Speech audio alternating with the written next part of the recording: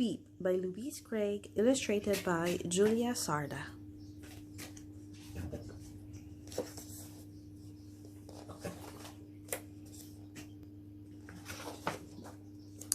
Ed in a good mood is very nice Ed. Ed in a bad mood is not. And Ed was in a bad mood. Not one of those tiny whirlwinds in a teacup that blow over before they have even begun. No, this mood swept over him in a raging storm and stuck. It began as something small, really small, hardly a thing at all. But before Ed knew it, the something had grown, gathered pace, and swept him off down a path. Ed's bad mood thought this was a wonderful idea, but the things that got in Ed's way did not. Ed knew perfectly well when he had gone far enough, but he could not bring himself to say, "Okay, that will do." So on he stormed a bit further and a bit further still, until suddenly the whole thing became bigger than him. Of course, if Ed had looked up, he would have noticed the beautiful things, the things that always made his heart sing. But he refused to lift his eyes. The ground was a lot more interesting, or so his bad mood told him. Everything seemed against him, but that just made him even more determined. He dug in his heels and kept going. Just Ed and his bad mood.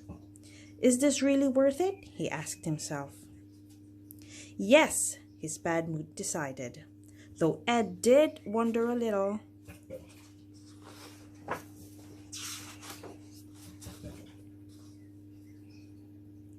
Now his bad mood had swept through the whole town. The birds had stopped singing, the flowers disappeared. This whole thing was affecting everyone and everything. Good, thought Ed's bad mood. But really, Ed was beginning to wish it had all blown over like a whirlwind in a teacup. Everything grew dark and Ed was getting tired and hungry. He was finding it harder and harder to keep this up. Surely he could not give up now. Not when he had gone to all this trouble. That would be crazy. But something had to change. And then something did change. A new wind whipped up. It began as something small, really small, that became bigger, bigger than Ed. Suddenly, everything looked different. The world looked brighter.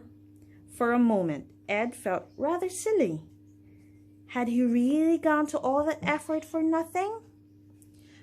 But at least it had cleared the air. It had even blown something his way, something that made him look up. It lifted his mood higher and higher up to the sky.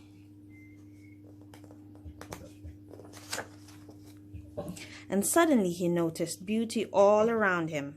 It swept him away. As for his bad mood, it vanished into thin air.